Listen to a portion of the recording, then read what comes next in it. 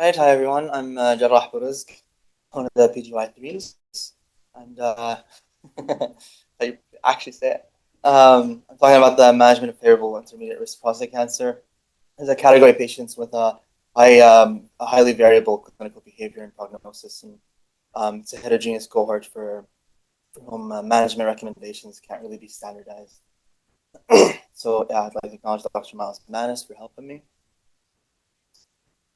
So briefly, what I'm going to be touching on is kind of the risk stratification for prostate cancer, the difference in favorable and unfavorable intermediate risk, and then the use of genomic classifiers and different tools to help with treatment selection, and then kind of recognizing the heterogeneity in favorable intermediate risk prostate cancer and how to better select patients for less invasive options. And then I'm going to kind of compare and contrast different treatment modalities and then touch on the quality of life considerations for each. Just a case to get us started, 75-year-old, kind of active, pretty healthy guy, referred to a clinic with a PSA of 4. No remarkable kind of past medical history or meds, no family history. The RE just shows big prostate, no nodules. So the first thing you want to look at is whether or not a patient's life expectancy is over 10 years, and whether or not a patient actually wants to pursue investigation.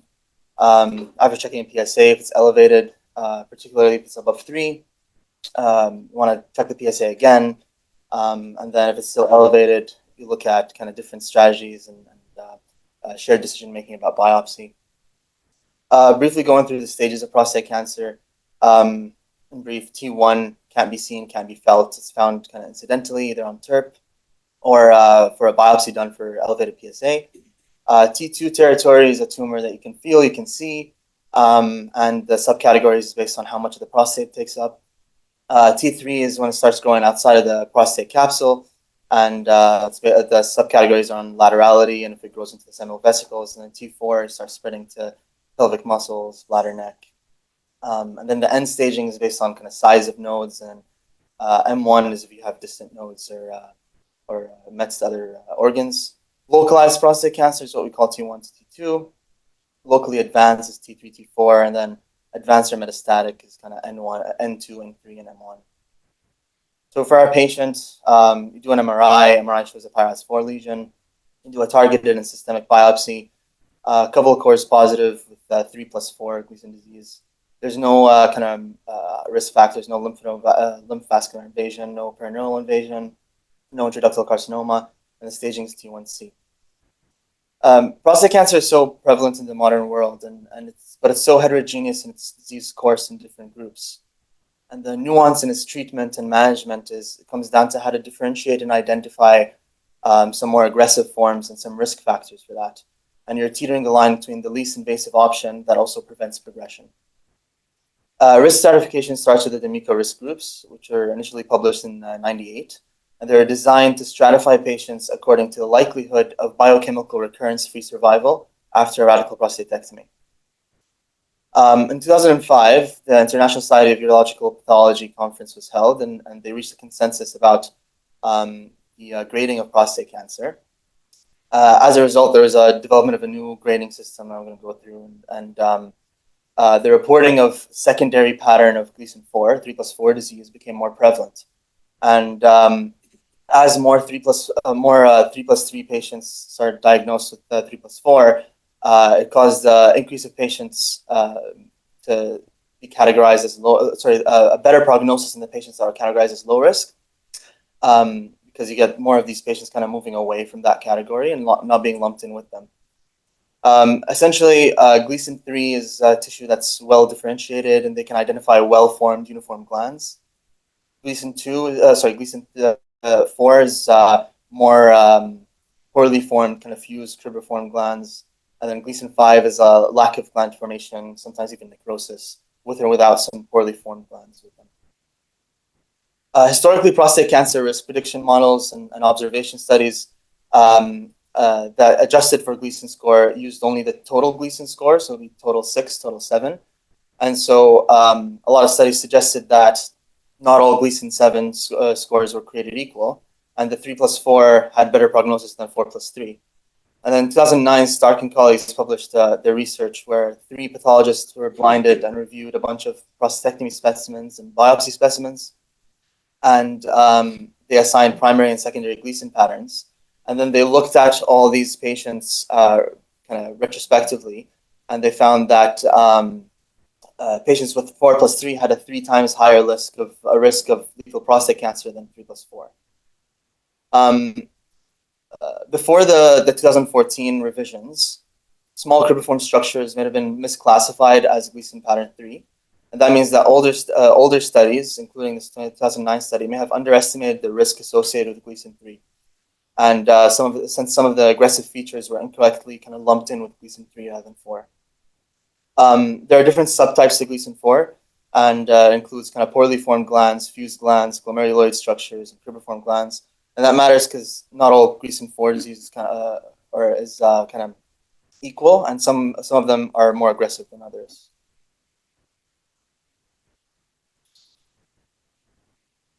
I jumped ahead a lot. In 2012, Zemsteg and Zalewski studied the variability in specifically intermediate risk prostate cancer. They illustrated through 2 cases where they put in 2 different patients into a nomogram, the MSK nomogram, and they found that one of them with 3+4 disease and not a lot of risk factors had an 82% recurrence-free survival at 10 years, and the other one with more intermediate risk factors had a 40% recurrence-free survival. And so this is after like 10 years of radiotherapy. And so they argued that a one-size-fits-all treatment for intermediate risk doesn't really make sense. And based on this, they created the favorable intermediate and unfavorable intermediate risk categories, where favorable intermediate means you have just one intermediate risk factor and 3+4 disease, versus if you have more than one or 4+3 disease, then you're considered unfavorable. So then you've recognized the patient has favorable intermediate risk. How do you move forward? So first, the EUA guidelines. The first step is you estimate life expectancy, and you use that on comorbidities and frailty. And then you offer wakeful watching life expectancy less than 10. And then you can offer active surveillance in these patients, as long as you kind of inform the patient that they have a higher risk of progression compared to low risk prostate cancer. And essentially, to sum it up, UA says it's at the discretion of the patient and the provider, knowing the risks, whether or not you want to move forward with active surveillance or treatment. In the AUA guidelines, patients with favorable intermediate risk prostate cancer can again be offered 3 options: active surveillance, radiotherapy, or radical prostatectomy. And they mentioned that active surveillance should be considered in patients if they have low PSA density, a low tumor volume, a low percentage of Gleason 4 disease, and they also kind of mentioned focal ablation as an option, but emphasize the lack of high quality evidence. And they also mentioned kind of the different types of radiotherapy that can be offered, like that I'm going to talk about later. So these are the overviews of the options that they've kind of mentioned. So more conservative treatments like active surveillance, focal therapy, and then more radical treatments like radiation with or without ADT, and radical prostatectomy. The graph on the right shows you kind of the trends, at least in the US, of using active surveillance for intermediate risk prostate cancer. You can see in favorable, it is kind of getting more and more prevalent, but the y-axis kind of only goes up to 14%. So it's the majority of these patients are still being treated. It's just that the trend is more and more active surveillance. So let's talk about active surveillance. The premise is you want to avoid risks and complications of active treatment in patients who wouldn't derive an oncological benefit. The idea is to delay treatment until it's oncologically necessary and to preserve the quality of life of the patient for as long as possible without compromising on oncologic outcome. Traditionally, it's kind of used for low-risk prostate cancer, and as I saw in the previous slide, it's more and more being used for favorable intermediate risk. Important things for active surveillance: there's no real safe window to discontinue it unless the life expectancy is less than 10. You're not going to treat them anyways. And it's emphasis on kind of continuous surveillance until you eventually have a trigger for a need to intervene.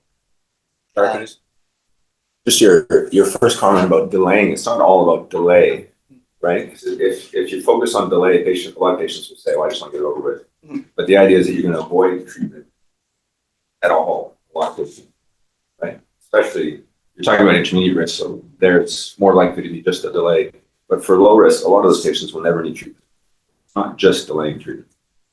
It's not just delaying treatment, but the idea is even if a patient might eventually need treatment, you're hopefully trying to delay it until it's actually necessary. I'm not disagreeing with that, but I'm saying in addition to that, it's important to patients that they understand that you've made completely avoid treatment. So, like I mentioned before, the main method for active surveillance is your PSA testing, DREs, imaging, and repeat biopsies.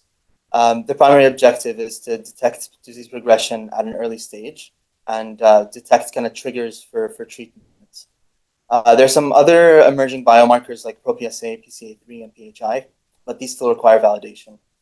Um, if during active surveillance you get an upgrade of pathology or increase in tumor volume or nodules on DRE, these can all trigger treatment.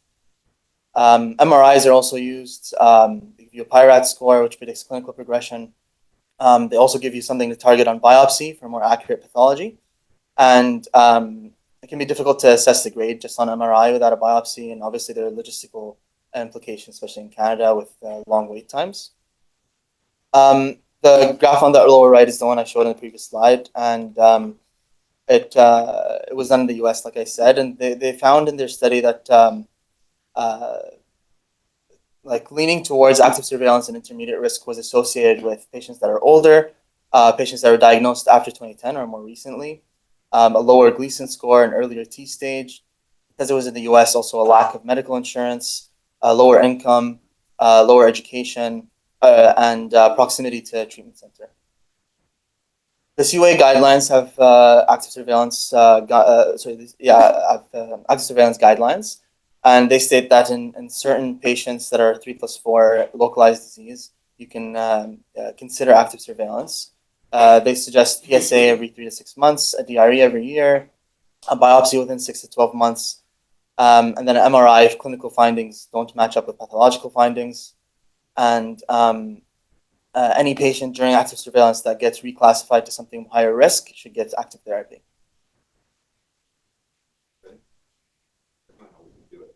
Yeah, these are quite old guidelines. But we would do earlier.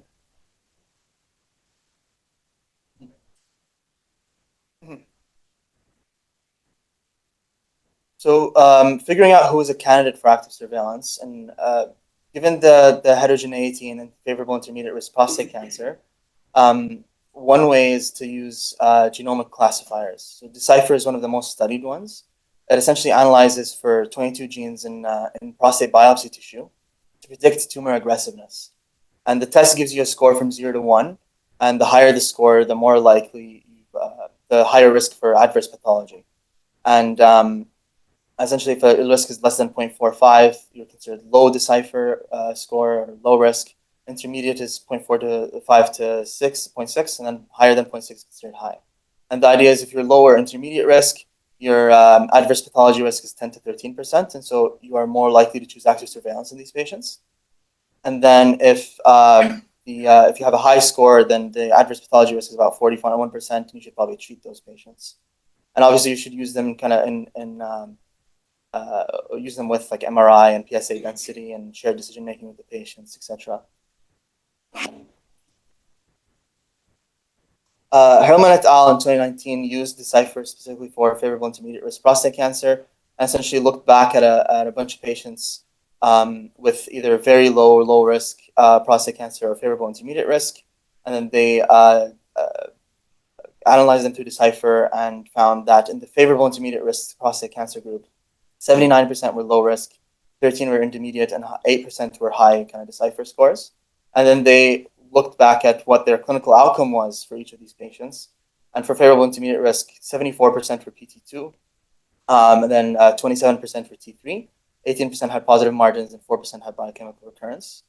And they found that a lot of the patients that had a low Decipher score ended up having outcomes similar to low risk prostate cancer or very low risk prostate cancer.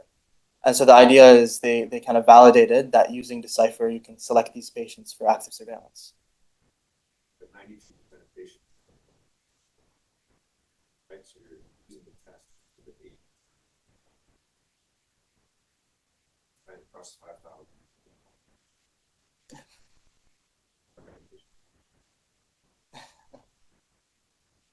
This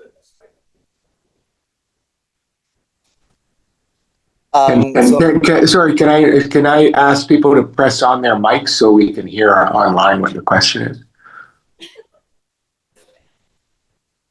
so this slide is on. Nobody said anything, Martin. So this slide is on the Protect trial, specifically the 15-year update. It's a landmark and a large RCT out of the UK that compared active surveillance, surgery, and radiotherapy in localized prostate cancer. About a third of the patients had intermediate or high risk Genomic scores. And so most of the findings are applicable to low risk prostate cancer.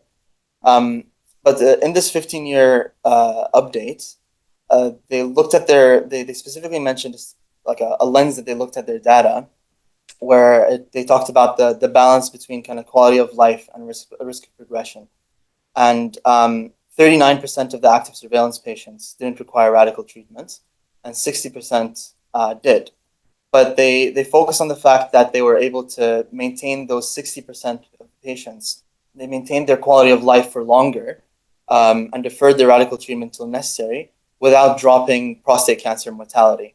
And so the top right, you can see that there's no significant difference between prostate cancer mortality and active monitoring versus surgery versus radiotherapy. And so 60% of those active surveillance patients were able to delay the drop in quality of life with these radical treatments without compromising prostate cancer mortality. I think the important secondary measure there is metastatic disease, right? So the risk of metastasis was double with active monitoring, which suggests if you follow them for longer, you would see more mortality. So that's right. There's a higher risk of clinical progression, about 25% compared to 10% in the other groups. And there's a higher rate of metastatic disease. They argue that that doesn't necessarily correlate with a higher risk of prostate cancer mortality. Specifically, they mentioned that the modern treatment for metastatic or advanced prostate cancer has developed, and that the link between metastatic disease or progression of disease and death is a lot weaker in modern treatments compared to previous argument they make. Then, so yeah, they did defer treatment until necessary. I think there's a pretty strong correlation between metastasis-free survival, overall survival, for sure. It's not. I would also argue on top of that having metastatic disease probably drops your quality of life quite a bit. So is active surveillance safe in this population? So Chen et al. Is a retrospective study that looked at 8,000 favorable intermediate risk and then 13,000 unfavorable, and comparing the results of what they called non-curative versus radical treatments. Their definition of non-curative included focal therapy as well as local tumor excision and segmental prostatectomy. A big limitation in their study is that other than looping them all together, they had no details as to the active surveillance protocol used, the radiotherapy protocol used, or any any information on the type of focal ablation either. That being said, they mentioned that even when looping in more aggressive forms with active surveillance, there was still a hazard ratio of 5.9 in terms of prostate cancer specific survival when it comes to non-curative treatment compared to radical treatment. And hazard ratio for overall survival was 2.3. And so their argument is that non-curative treatments has a significantly higher risk. And at the very least, we shouldn't have a uniform approach when it comes to intermediate risk prostate cancer. And because of the high variety in their adverse pathology.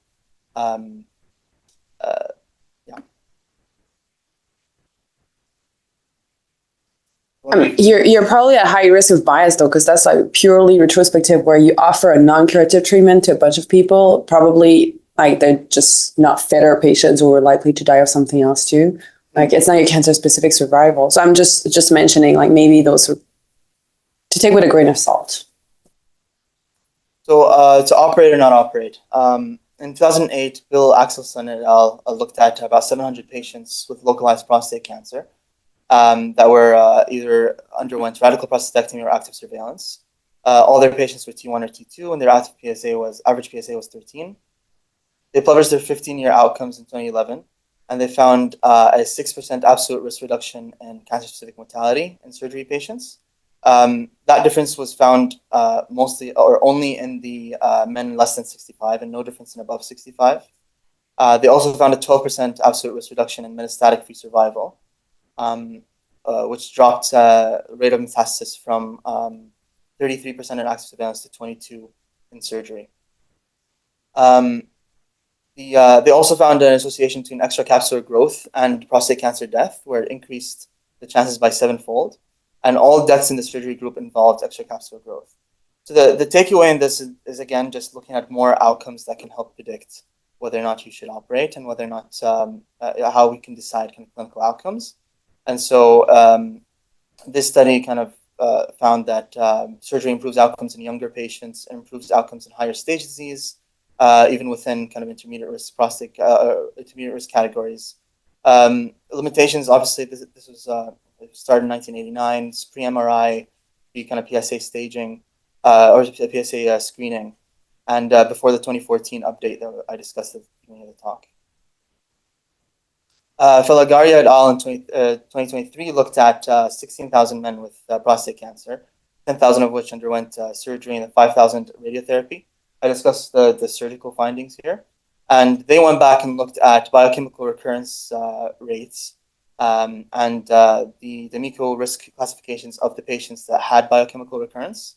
16% were low risk, 46% were high risk. And then 15% of the patients that underwent biochemical recurrence had salvage therapy. And again, the takeaway from this is that even after radical prostatectomy, we know that patients still develop biochemical recurrence. 15% still required the salvage therapy. And so while patients might lean more towards radical treatments, they also need to be counseled that they can still face recurrence in addition to therapy. This data predates kind of modern PSMA PETs, and so that would affect salvage therapy data as well. An argument for radical surgeries are the rates also of upgrading post-radical prostatectomy, indicating potentially kind of occult higher stage disease. This study in 2017 looked specifically at the portion of patients that were misdiagnosed as favorable, but then on post-op pathology showed higher risk disease. And then they tried to identify potential predictors of adverse outcomes in this population, and to try to see if we can figure out which patients we should be actively surveying. About a quarter of the patients had unfavorable disease features. 13% had a Gleason score upgrade, and 17% had a downgrade, and extracapsular disease was in 17% of the patients. And when they looked at their patients, they found that predictors of a Gleason score upgrade were age, PSA density, and percentage of service involvement. And then for unfavorable disease and pathology, kind of age, clinical stage, percentage of positive cores greater than 50, percentage of service area, perineural invasion, were all kind of predictors of unfavorable disease.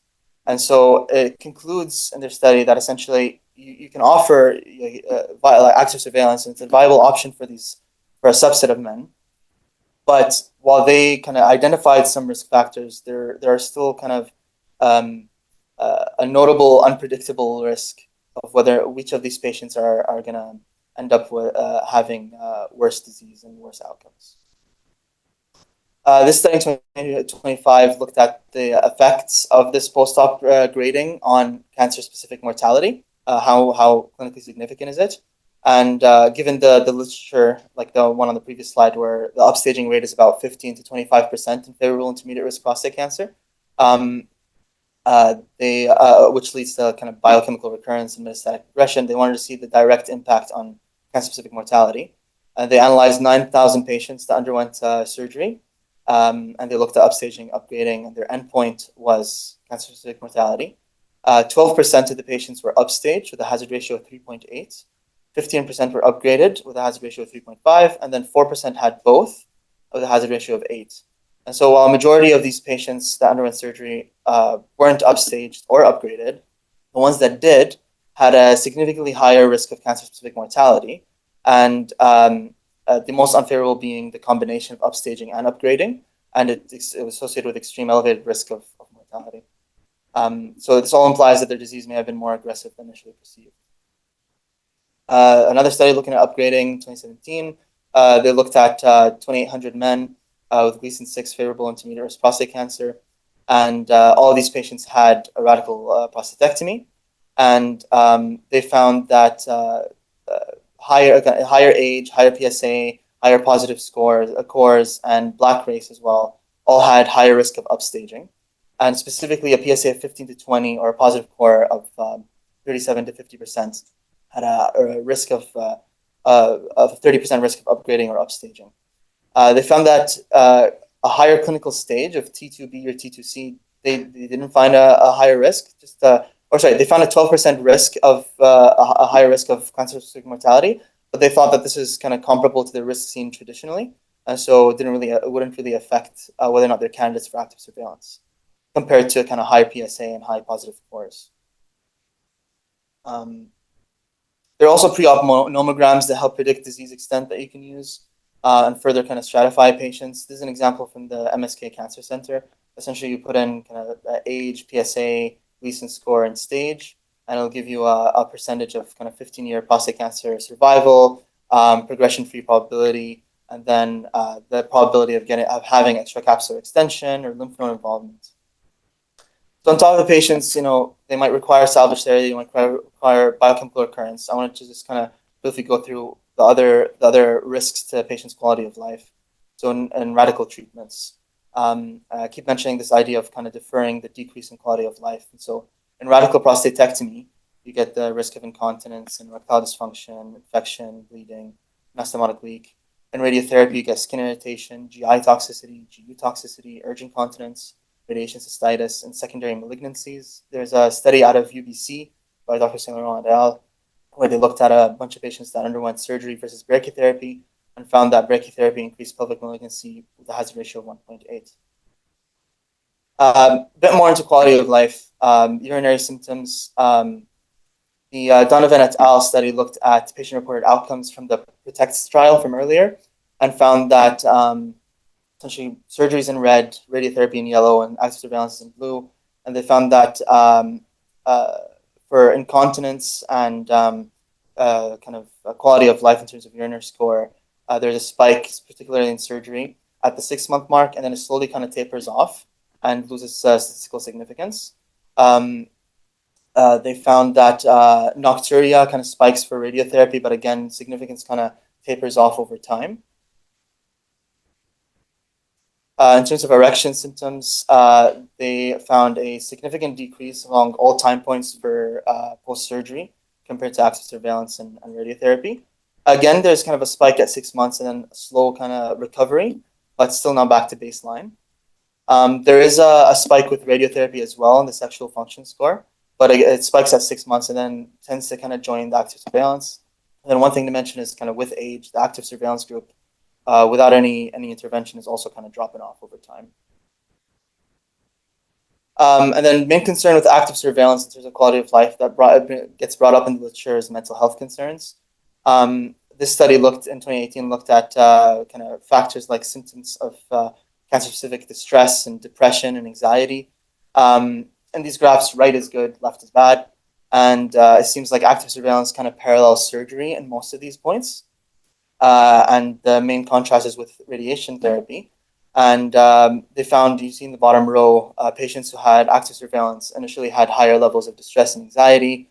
And they also had kind of worse cancer-specific distress and intrusive thinking compared to radiotherapy, but similar to surgery patients. The study did show, however, that long-term psychological outcomes were generally similar between all the treatment groups. And most studies showed that the active surveillance group kind of adjusted within a year or two.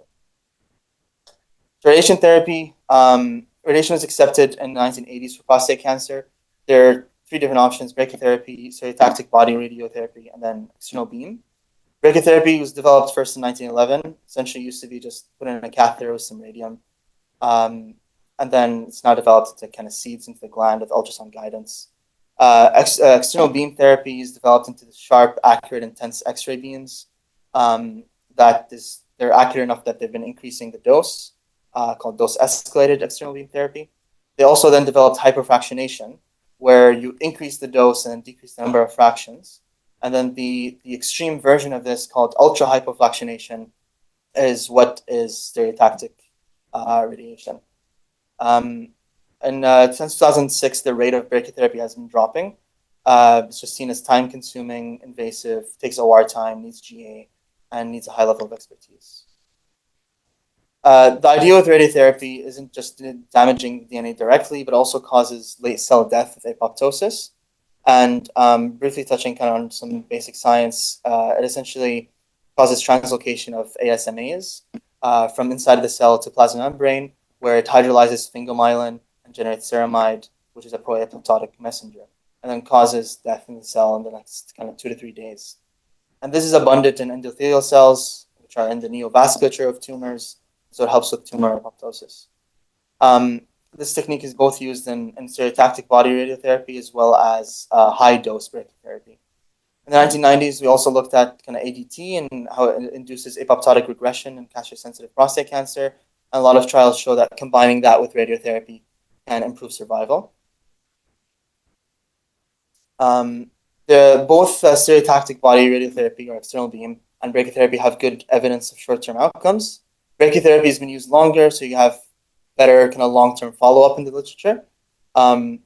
There are 2 types: low dose, where you put in a permanent implant of a low-dose radiation seed in a single procedure, versus high-dose brachytherapy, where it's a temporary seed that you move around a couple of times, sometimes to redefine positions through a couple of procedures. And then stereotactic body therapy is takes 1 to 2 weeks. It's less invasive. It's less toxic. But there's a lot of long-term follow-up data. The first trial I want to talk about in radiotherapy is the ASCEND trial. Essentially looked at 400 patients, external beam versus brachytherapy, and all patients had ADT, and 31% of the patients were intermediate risk. And they found that external beam had significantly worse biochemical recurrence than brachytherapy, but brachytherapy had worse GI outcomes and GU comorbidity. And that's kind of on the graphs on the right. The red is brachytherapy, higher biochemical free recurrence, but then higher GU and GI morbidity.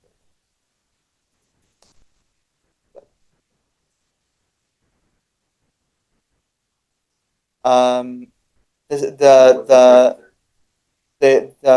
the updated trial and then the original trial. The updated trial, they broke it down based on brachytherapy versus Aburezq in 2017. They noticed that there's not much on radiation outcomes for favorable intermediate risk prostate cancer specifically. And so they group patients into favorable and intermediate and unfavorable intermediate risk. And this one looked at kind of brachy and external beam versus just external beam. And they found that the combination improved biochemical recurrence only in the unfavorable intermediate risk prostate group, compared to no benefit in favorable intermediate risk. So essentially, we're seeing that you can use less toxic methods with a better kind of symptom outcome, and get the same oncological outcome. This study just looked at ADT versus without ADT and radiation, and essentially found that initially they had found that ADT helps with outcomes, but then when they reanalyzed the data 15 years later, they found that when they looked at favorable versus unfavorable, there's no improvement in ADT in favorable intermediate risk prostate cancer. The study found the same thing. Essentially, they reanalyzed all data that showed that it improves outcomes in intermediate risk, and found that favorable intermediate risk doesn't have any improvement in ADT with radiation. And the last type of therapy I want to talk about is focal therapy. Essentially, you're balancing oncological outcomes with, and you're trying to find a middle ground with treating the patients, but avoiding morbidity. And there are different ways to perform focal therapy with thermal or non-thermal energy sources. There's lots of studies, but a lot of them are from single centers, each using their preferred method, their preferred technique, their preferred protocol. And they all show promising outcomes, but there are not a lot of multi-center long-term follow-up on these therapies. And like I said, the idea is to preserve quality of life, but also reduce the risk of metastatic progression. This study is a systemic review that just looked at what evidence there is for focal therapy. They found that HIFU is the oldest one and the most studied modality, and then followed by cryoablation and irreversible electroporation. There's a lot. They found that in the literature, there's a large variety in techniques and follow-up protocols, and so it's difficult to kind of perform a meta-analysis to try to figure out what the outcomes are on a larger scale. HIFU specifically has been shown to be safe the most and the most studied. It's usually done with ultrasound guidance.